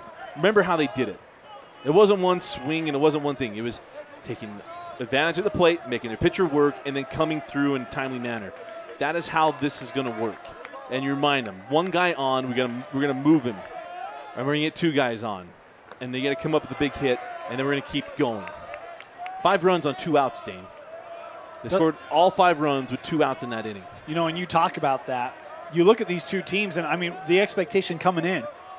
On the season, American Fork had scored 211 runs, Bingham 186. I mean, American Fork statistically, coming into this game, is the better offense. And so it's one of those things where you just got to remind your guys, hey, first 3 innings, first 3.5, can't do anything about that. Now's the time for the bats to come alive, right? Start being patient, wait for your pitch. But this is an offense that certainly has that power to do it. You know, it's funny. I talked earlier about, about maybe Bingham has some kryptonite in their pockets, things like that. It doesn't matter what the sport is. There's always those teams, as a coach, you can get your guys geared up for. There's a lot of respect between these 2 coaching staffs. Yeah. We learned a lot about that from very direct sources. And sometimes you can just get your guys up for those games better than the other guy can. And right now that seems to be Bingham's MO against American Fork. At least today, and I mean, even potentially back to the season series. 3 of the last 4 times they've met this year. Yep. J.D. Gardner swings through that one. Or do they say fouled away? 1 and 2 here. 1 and 2, and you need your guy. You need Gardner to come through for it. Gardner singled in the 2nd inning.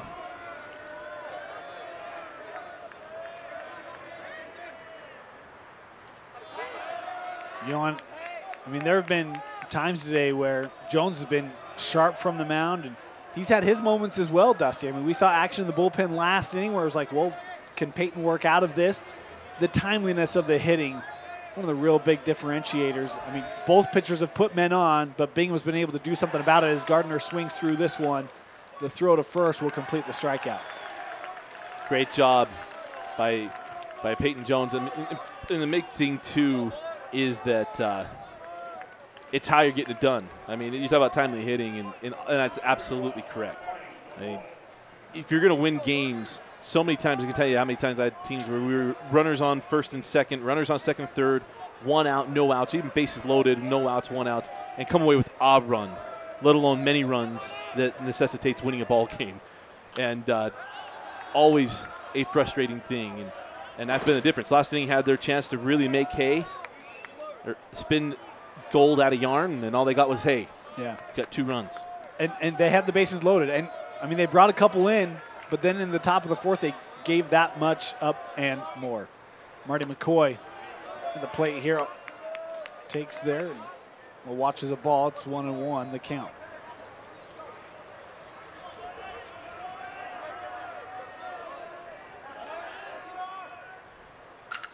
This one driven to left center, and that ball, did he catch that or did it hit the ground? Boy, what a grab in center field. That play made by Stevens. I thought I almost saw that come out of the glove, Dusty. Stevens did a heck of a job. Well, first of all, he shaded to the right field side of center field. He's got to travel quite a ways to get to that ball, which was hit fairly well by McCoy, and then just able to pick that one. That was terrific. And I mean, I don't have the same vision I used to. That's why I eat carrots now.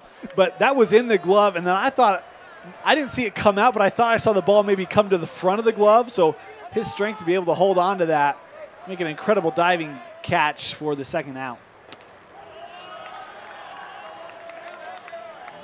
Ike Garlick at the plate here for American Fork. Just one of those things. I mean, again, you think back to that Skyridge game, and it's like,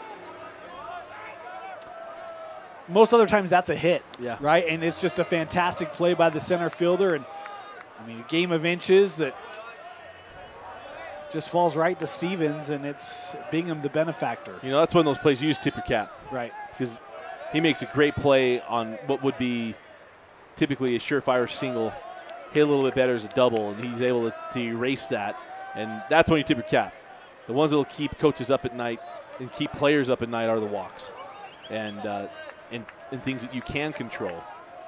Because that one you can't.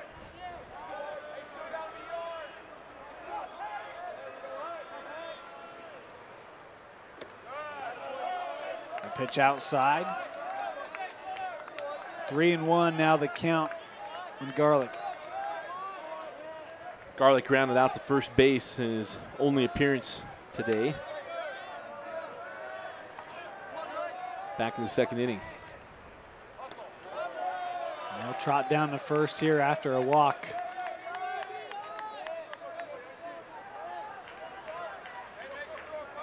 Two outs as Griffey Larson back up to the plate for the Cavemen. Griffey walked and was able to score a run last inning. See if he can duplicate that. Nothing else. Get on base, extend this inning, and see what they can do to bridge this thing to the top of the order and let the top of the order come through for them.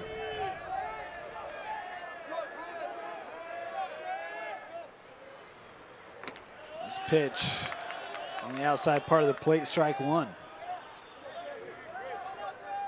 You know, it's just interesting. I don't know how many left-handed pitchers there are in Region 4. But every one of these Cavemen base runners at first base is having to do a double, triple take on Peyton Jones. Well, again, he's able to stare him down. Watch this.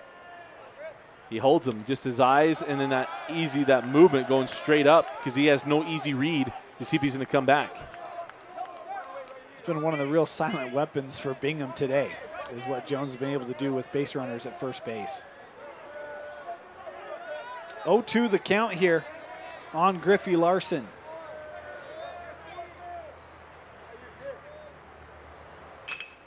That one lined to short for the third out. No runs, no hits, one man stranded. It's 11-2 as we head to the top of the fifth in the 6A semifinal.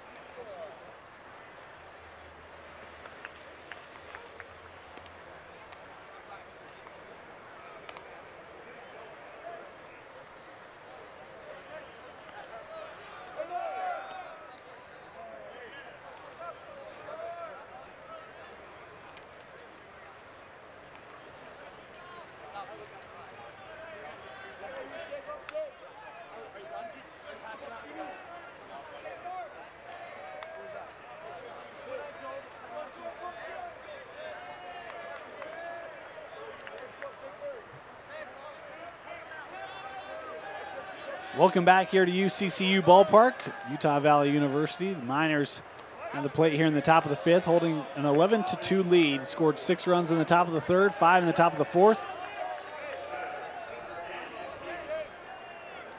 The winner advancing to the state championship game Friday at 1:30. We'll have that for you here on live.ksl and deseretnews.com. The loser will play the Riverton Silverwolves just here in a little bit.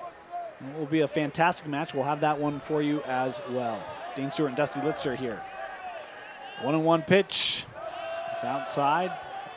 2-1 now the count on Nick Stevens. And Nick 0 for 3 on the afternoon. Flew out to left as the Miners batted around in the 3rd inning. So not the day he wanted to have. No one likes being the, in that 3rd inning, he was 2 of the 3 outs. And so it's one of those days your team's doing really well. He wants to see if he can get himself on the left side of the hit column. A new pitcher on for American Fork, number 1. Schaefer Schoonover. And it's a walk to start things off here for the Miners by Stevens.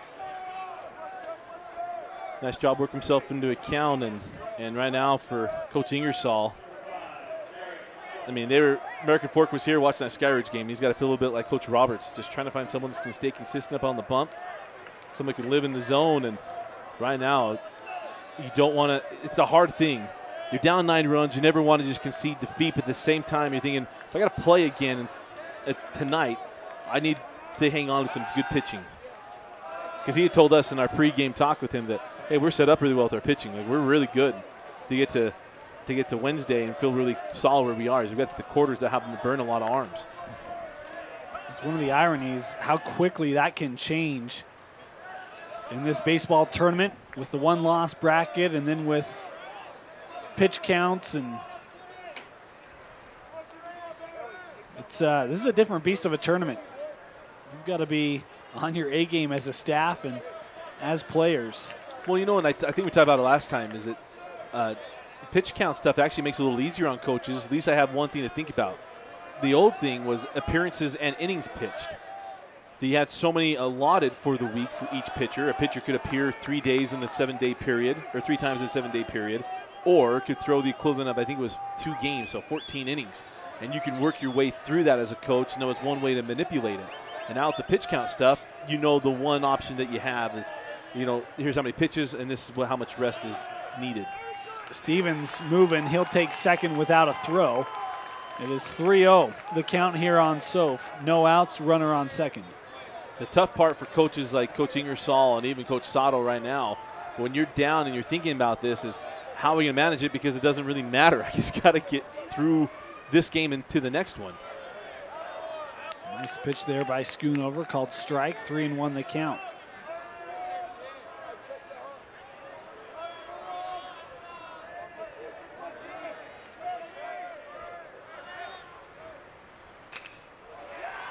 This pitch dropped into left center. They're going to send Stevens around. He'll come in and score, and it's an RBI single by Soph. The lead now 10 for Bingham.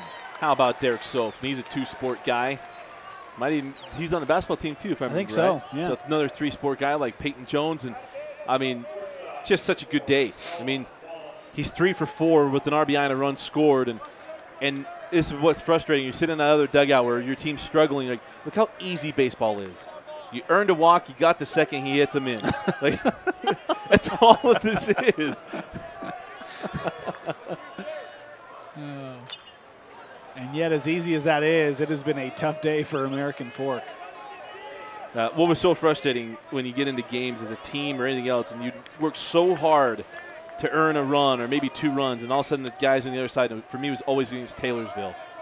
We worked so hard to manufacture 2 runs. They get up, and next thing you know, they have 3 runs off of 2 hits. And you just want to shake the necks of the baseball gods of asking, why? Why is it this way?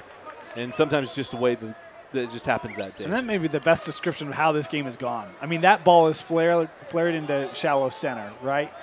And it's a difference of 20 feet, but, I mean, not too different than the hit that is caught in the bottom of the 4th inning. Is this ball foul?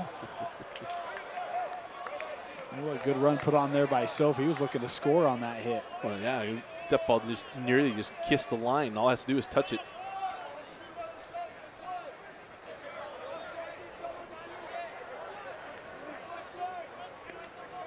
The 2 things you're working right now on the Caveman dugout. Number 1 is we have got to stay in this ball game, number 1.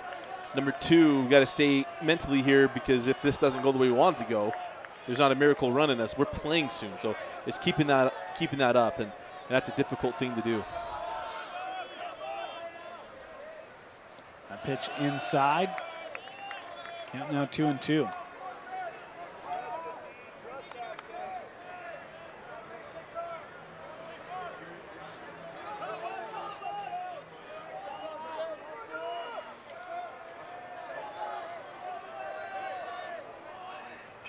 Two pitch, swung on by Wallach into foul territory. This is playable, and a nice catch made there by the first baseman. It was Carpenter, I think, able to come over and make that grab. Nice job by Carpenter. And now get the first out of the inning, but Nick Burdett, who has done some damage today for the Miners.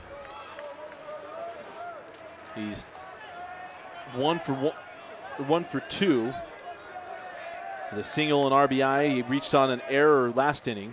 They scored 2 runs. He flinched a little at that pitch. I was just kind of waiting because, Dusty, I don't think he has swung at a first pitch today. I think you're right. Because he did in his last at bat, and you thought the one before, I don't think he did either. And then he walked back in the second inning. One of the key tenets of Dusty Litster, right? And I love that saying. You're going to see the first pitch again. Yeah. No need to make an early offering at it. Unless you're just set on it. You get the exact one you want. There's a pitch he'll drive to left. This one also going to be playable.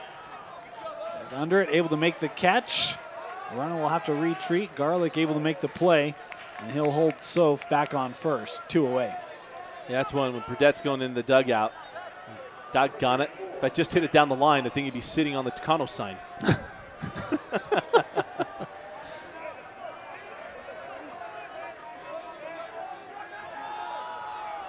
So Brandon Thomas, the right fielder, at the plate here for Bingham. Soph still on first. Schoonover on the mound. Ball 1. Brandon Thomas on the day, 1 for 3 with an RBI and a run scored. An RBI single 2 innings ago. That's in there for a called strike. Count at 1-1 here on Thomas.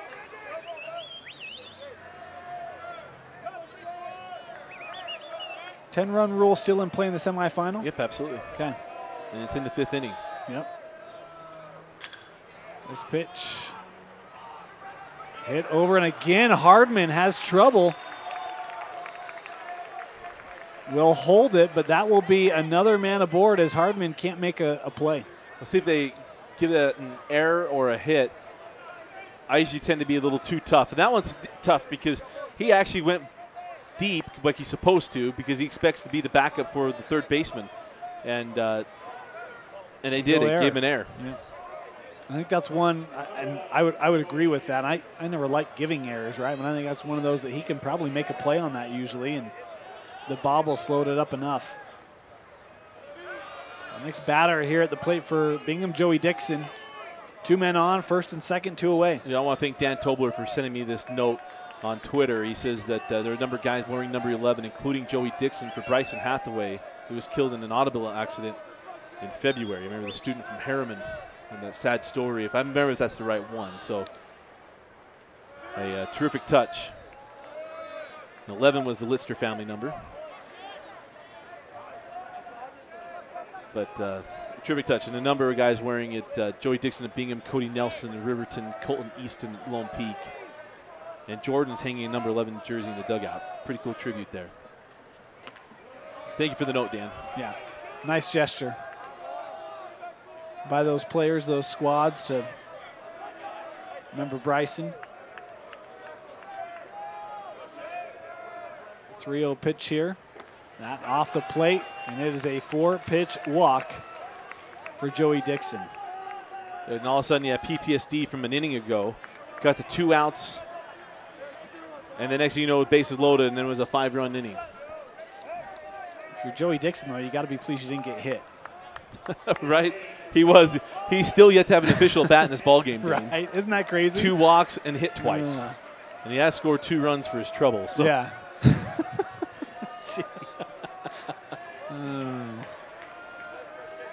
And that's what we call efficient, huh?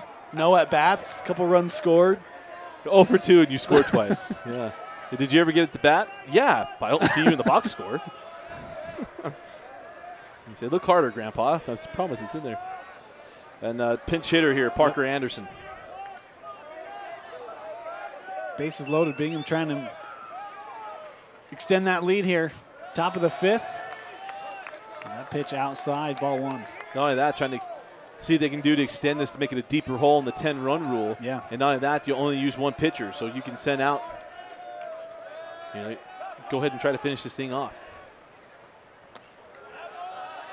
Boy, Anderson thought about swinging at that. His second guess benefited him. 2-0 count.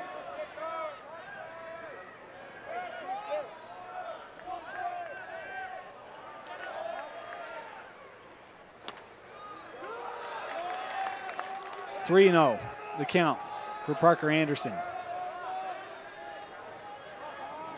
Camden Snar on deck. Remember, he had that base clearing double his last at bat. Taken here, and they'll walk in a run.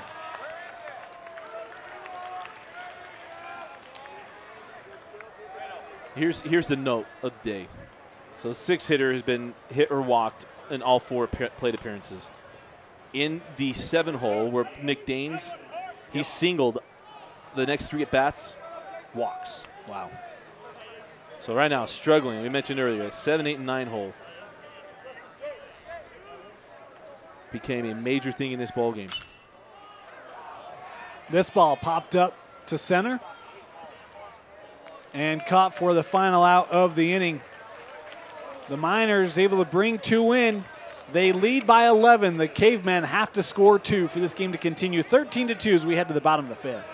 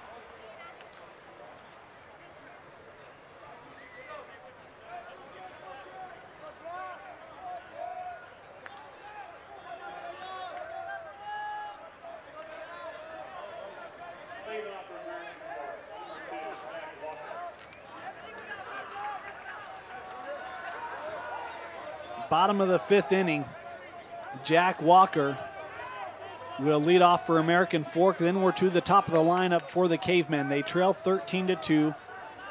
Have to plate 2 runs for this game to continue. Peyton Jones has had his moments in this game where he seemed to start struggling, especially in the 3rd inning. But Dane, this is only the 2nd plate appearance for Jack Walker. He's done a nice job working through this order. First pitch offering from Walker. Flies out to right, 1 away. Nice job of Camden Jones. I preach patience, but a lot of times it's hard to be patient when the guy's living in the zone. And, man, this feels so much like the Ben Dallas appearance that we just saw from Olympus. But I think Payne might have better stuff than him, but he's just stayed in the zone. These guys can't help themselves. Ryan Hardman up at the plate here for American Fork. That pitch. Ball. It's one of the interesting questions here. I mean, talking with their staff before the game, said, hey, they were set up pretty well, and now, I mean, looking like American Fork going to drop this game. And You know, who do you bring to the mound as this ball sent into right center? And that catch made. How about 3 pitches and 2 outs here in the bottom of the 5th inning for the Bingham Miners and Peyton Jones. And Nick Stevens, nice job arranging over, making that catch. A little easier in the last put out he had. He's like, I got to do this one on my feet? Psh. All I got to do is run. Is Colton Carpenter going to come up to the plate here? And Colton's still yet to get in the book officially as far as in the bat. Walked in the first, hit by a pitch in the third.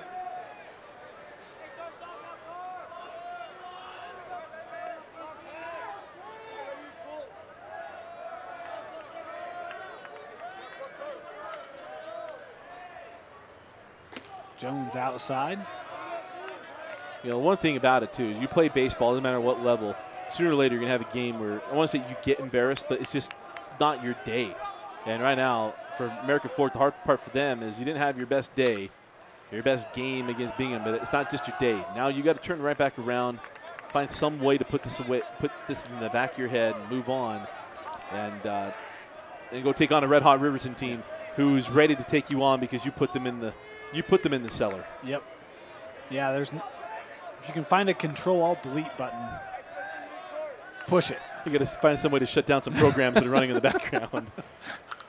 And that's going to be the big thing to me is just the mentality. I mean, if this game ends here, 10-run ruled in the 5th, and you've got to turn around in 30 minutes, I mean, how do you reset that mindset? That'll be the biggest task for this American Fork staff. You know, my go-to is, hey, what was our goal at the beginning of the year? Where do we think we were 3 hours ago? Struck him out.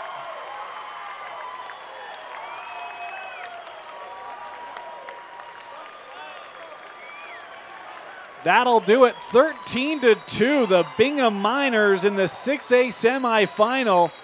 All over American Fork. Dusty, your final thoughts. Hey, what a game from Bingham. I mean, our first chance to see them live, see these two live, and so impressed with what Bingham was able to do in this ball game. And offensively, they were very, very efficient, going through the book real quick. And you had guys that just had terrific days. Very, very impressed with what Coach Sato's team did today. Man, they were great all around. Peyton Jones, stellar on the mound, very patient at the plate. Dusty, your player of the game. Yeah, it's going to be Peyton Jones. I mean, he goes 5 innings, give up 3 hits, 2 runs to one of the best teams in the state, and there's no doubt that he's the player of the game. Solid outing today from Peyton Jones. The Bingham Miners advance to the 6A state championship Friday at 1:30 right here at UCCU Ballpark. We will have that game for you live on live.ksl and DeseretNews.com. The American Fork Cavemen still alive. They will